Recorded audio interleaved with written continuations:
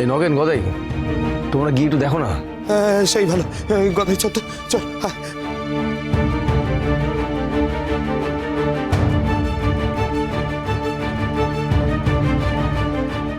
মা গো, মঙ্গল করো মা, মঙ্গল করো। তুমি তোমার ছেলেকে দেখো মা গো।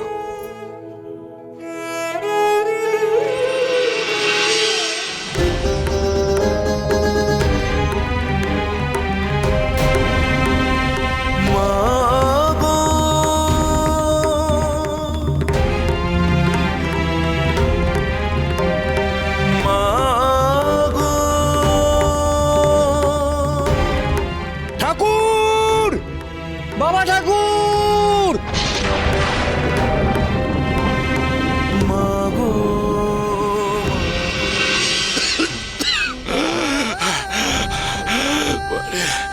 আরে তারা পিছনে করে বহু দূরের পথ রে বা।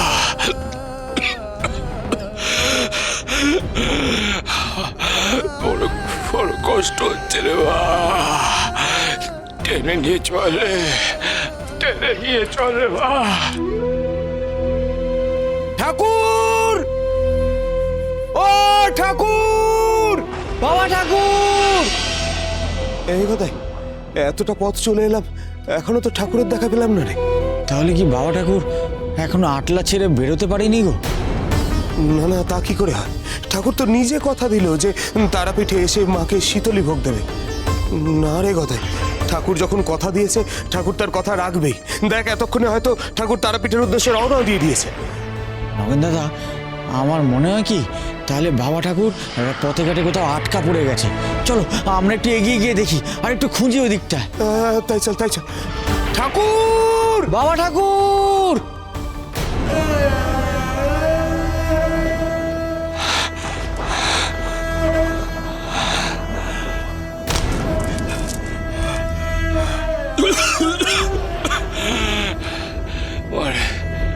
আরে শরীর যা দিচ্ছে না রে মা, আজ জোর পাচ্ছি না রে। কষ্ট, বড় কষ্ট রে মা।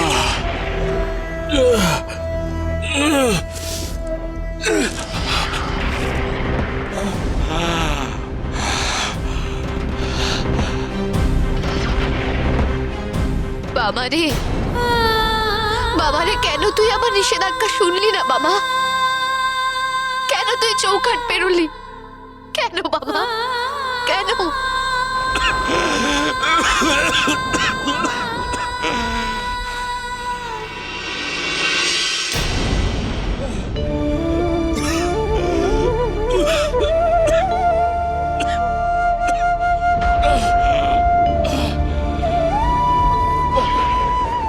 পায়ে জোর পাচ্ছি না রে মা, বুকে যে বড় ব্যথা করছে রে।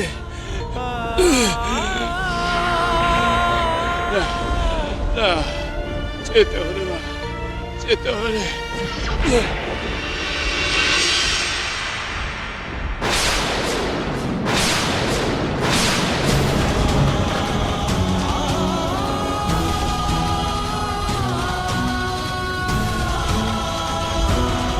ঠাকুর, বাবা ঠাকুর,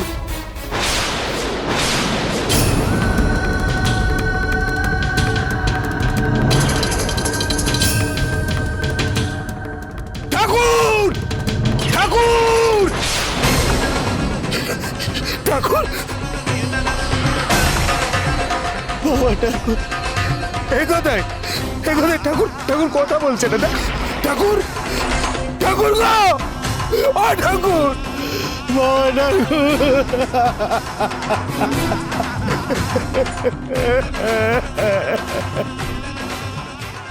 বাবা রে,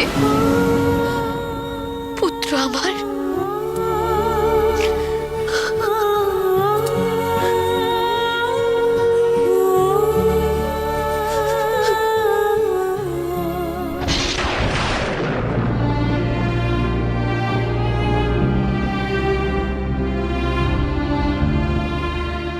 নগেন দাদা, বাবা ঠাকুরের হঠাৎ করে এমন অবস্থা হলো কেন গো?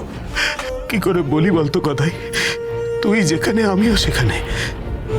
তবে এটুকু বুঝতে পারছি যে চরম কিছু একটা নিশ্চয়ই ঘটেছে। ঠাকুর উঠলেই সবটা জানা যাবে। শোনা শোনা কোথায়, আমি ঠাকুরের কাছেই থাকছি, তুই বরং এক ছোটে মন্দিরে চলে যা। ভোরের সমস্ত কাজকর্ম সেরে রাজবাড়ি চলে যাবে, বুঝলি? সেখানে বড় কুমার রানীমাকে সব জানাবি। ওনারা ঠাকুরকে নিয়ে বড় দুশ্চিন্তায় আছে। যা। কিন্তু সেখানে গেলে তো রানীমা সব কুড়িয়ে জিজ্ঞাসা করবেন। বলবি ঠাকুরকে আমরা রাস্তায় অচৈতন্য অবস্থায় পেয়েছি, তারপর কুটিরে নিয়েছি। এখন দেরি করিস না, যা যা, দেখি যা, ছুটে যা। ঠিক আছে ঠিক আছে, আমি যাচ্ছি।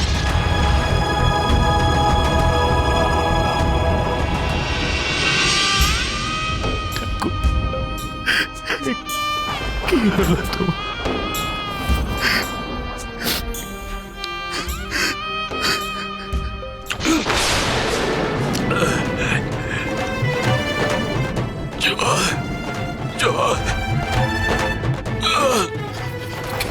কি বলছো ঠাকুর? চল আবার আমি দিচ্ছি।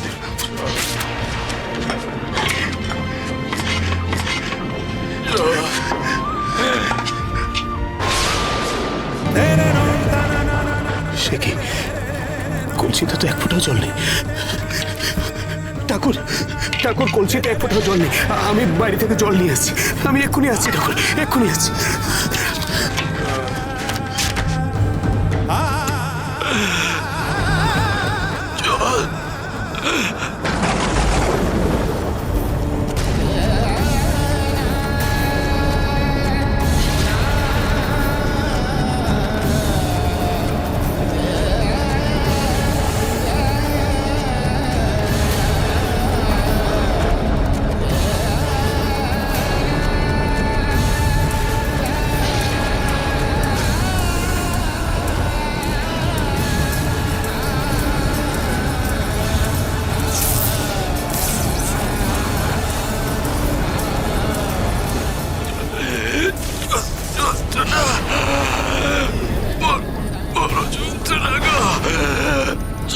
আমার শরীর চিড়ে যাচ্ছে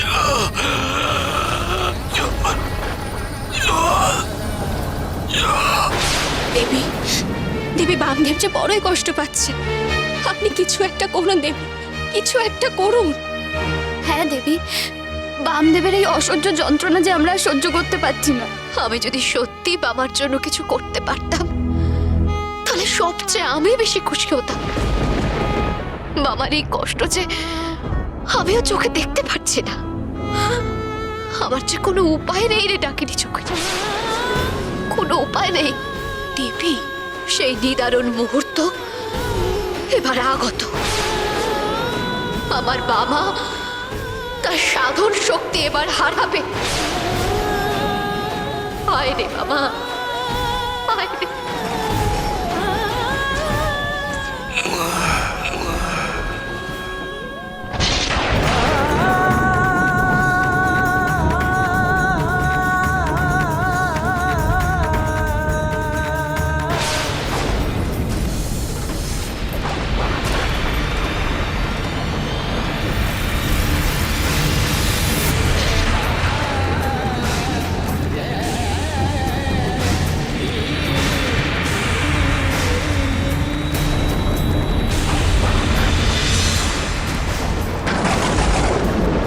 হায় রে নিয়তি, তোকে খণ্ডাবে কে? গৃহত্যাগী সন্ন্যাসী বাবা, কিন্তু আপন ভাই রামকে বাঁচানোর জন্য পুনরায় গৃহে প্রবেশ করে তার সমস্ত সাধন শক্তি আজ হারালো। দেবী, দীর্ঘকাল সাধনা করে আমার বাবা তার পঞ্চ ইন্দ্রিয় জয় করেছিল। তার এই ইন্দ্রিয় শক্তির প্রাণ হলো চক্ষু, যা সত্যকে দর্শন করে, এবং দ্বিতীয় হলো কর্ণ, যা সত্য শ্রবণকারী। মহাপীঠ